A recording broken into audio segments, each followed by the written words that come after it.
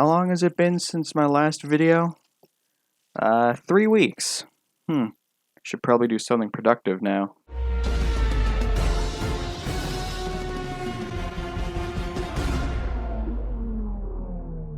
As I stated, I'm going to be doing something productive. I'm going to be testing out the Benetton B194. Last time, I tested out the 1991 Jordan. Now, I'm testing out the 94 Benetton. And which track should I do it on? I honestly don't know. Maybe Britain, because that's where the biggest scandal took place. No, I don't know. Australia, because that's where a controversial moment took place between Schumacher and Damon Hill. And like last time when I tested the Jordan, I'm going to do it in 2 conditions, one in the dry and one in the wet. All the assists right here, gameplay settings, weekend structure. Let's begin. I should also point out that my A button is starting to stick. I have no clue why, it just is. I'm going to apply the yes setup. I think that's good enough. Let's go. I'm not even holding down A because I'm worried it will stick, and away we go. The Getaway is a whole lot more slippery than the Jordan, in my opinion. For God's, is it seriously doing this again? It's patch 1.07. You think this would be solved by now, right?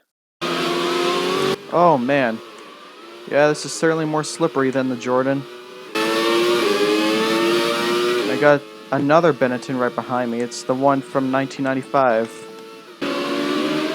Oh my goodness, okay. And I shipped 2 positions, and the Williams is side by side with the 95 Benetton. And I lost so much time to them because, again, this car is quite difficult. Not as difficult as the Jordan, or maybe it's because I tested it at 2 different tracks. Oh, there's the stick. There's the stick, the A button. And there's me round. Almost. Okay, not a great start. Let's get back on track. Someone's gone wide. Don't know what that is. Is that another Benetton? I think it's another Benetton. And okay, beautiful. Are you alright? Engine off, engine off. Well, in terms of traction, the handling on this car is extremely difficult. I'm impressed that Schumacher and, who is it? Jos Verstappen managed to keep this car under control in 1994. That was a big impact. No damage. And that's... Yeah, that was my fault. That sure was...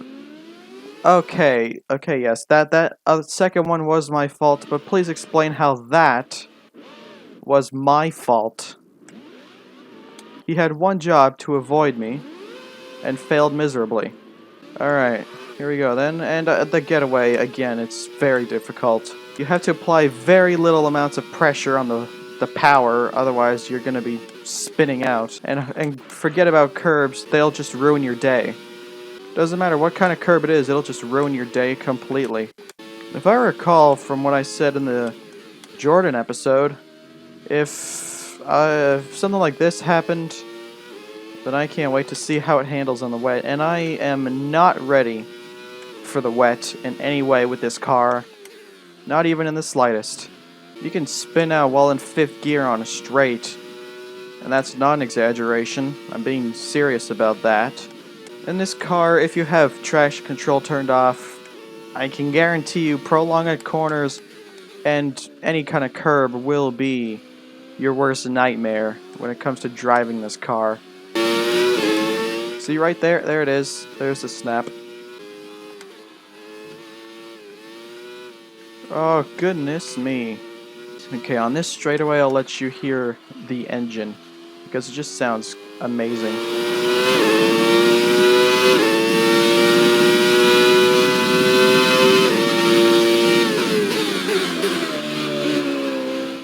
Actually, it sounds the exact same as the Jordan. What am I talking about?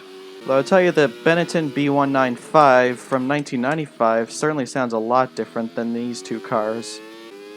The leader crossed the finish line and I'm still in Sector 2. Almost finished with Sector 2. About to be in 18th. Oh, there's the snap. And that is P18. What is that hand gesture right there? Please tell me. Because that does not look PG friendly. Okay. Now we try it in the wet. How good is that gonna go? I'll let you have a little sneak peek at it. To be perfectly honest, nobody can. Nobody. Oh, yeah, that's what you're gonna see. Enjoy it. Select Benetton racing suit. Yes. Same track. Very wet conditions. Same assists. Same gameplay settings. Let's start. Ugh.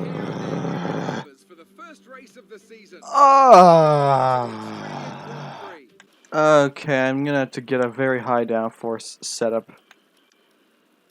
I know it's titled Harsh Curbs, but I couldn't care at all. Yes. Hopefully I'm satisfied enough with this setup. 5 red lights are coming on now. And away we go.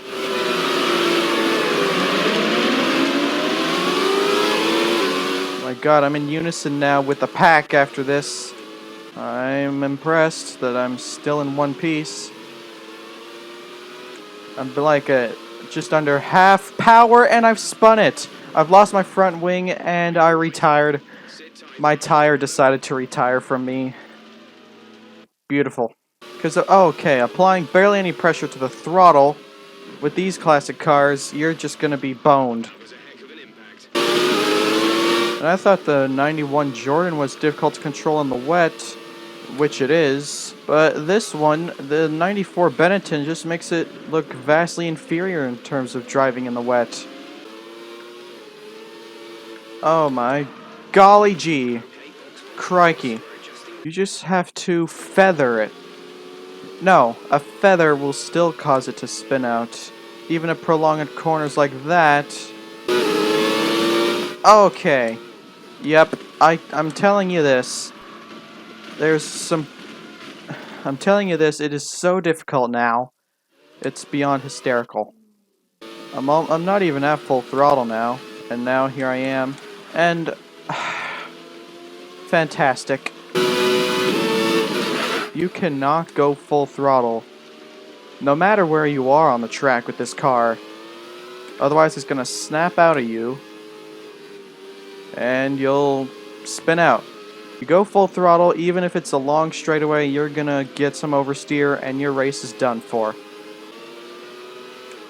Even if you feather a throttle through a corner, you're still gonna spin out.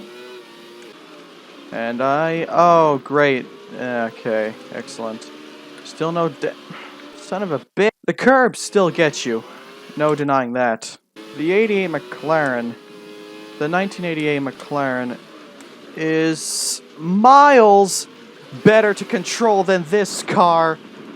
Good God. And speaking of McLaren, I think that's an 88 McLaren I just spun out. I'm shocked that I went longer than the Jordan by some absolute miracle. Okay, yeah. I'm telling you this. 5th gear, you're gonna lose all control if you go full throttle. Doesn't matter what kind of corner it is, or if it even is a corner at all. Right there. Right there.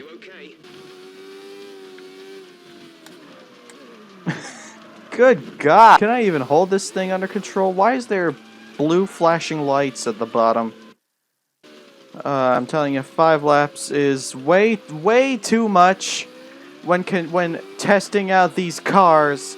It's way too much. I think only 1 lap is enough and somebody's out. I believe somebody... Oh my goodness me, look at turn 1. There's a pileup. It's a pileup. Oh, I'm gonna have to slow down for this. Good God, it's a junkyard. That is not good, but it's moved me up into 14th place. That'll probably be short-lived, but whatever. And I can't keep the car under control. To be perfectly honest, nobody can. Nobody. Oh, that's a big impact. Oh, that's a T-bone and a half. That's 3 T-bones. It's so juicy. T-bone is so juicy. I'm struggling. I'm struggling so much. The McLaren. Jeff, you're not helping me with saying that sh**. I wish I could say shut up, but I guess I can't. I guess in the 90s, FIA did not permit the use of profanity over the radio for F1 drivers. And you might think I'm exaggerating in terms of driving, but I'm not. You could take control of this. Take control of the 94 Benetton in this game with no assists or even just with medium traction control turned on. Try driving this with medium traction control at the minimum and get a feel as to how well this controls and drives. Heck, I don't even know if it will still do worse with traction control turned on full. What did I say about P14 being short-lived? It's come to a reality. And I'm 6 seconds down. I couldn't even care anymore. Okay, yep.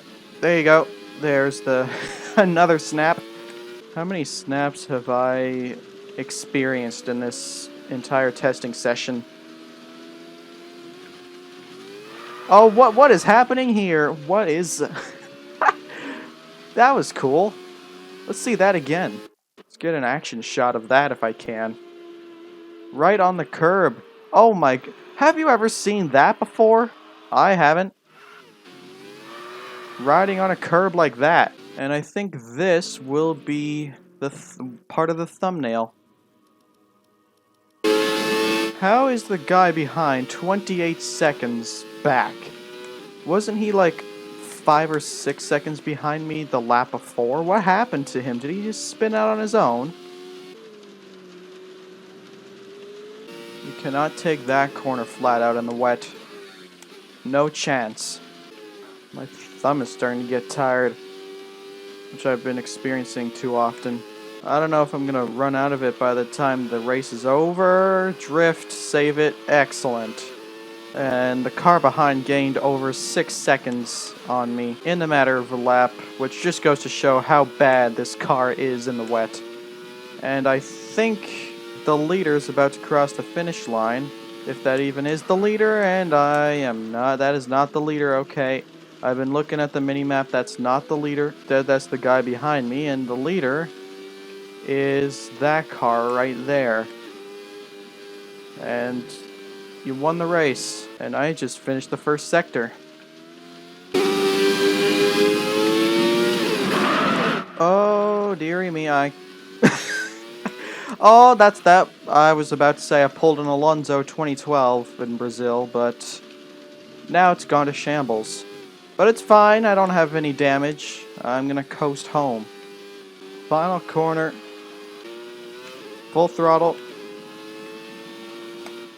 No throttle. And it's done. Magnificent. And I completed a challenge. One wet race in Australia. I think that's what it said. My closing statement. How difficult is the Benetton B194? Too difficult no matter what conditions you're in. If you're in dry conditions, expect to get lots of oversteer no matter what kind of corner it is, or even if you're on a straightaway. Curbs will ruin your day. They'll just take you down from whatever position you're in all the way to the back of the grid in a matter of a few seconds. And if you're in the wet, just don't drive the thing. Don't drive it in the wet, trust me. Because you just seen me drive it in the wet, and it's superbly difficult, even with traction control off. And at the bare minimum, try driving that. Try driving the Benetton B194 with traction control on medium in the wet, and tell me how good that controls. So, the Benetton B194. It's a good car, visually, but it's a difficult one in terms of drivability. You need to be extremely experienced in order to drive this beast. This car is not meant to be driven by the faint of heart, and only professional drivers on closed courses should attempt this. Don't ever try this at home, whatsoever.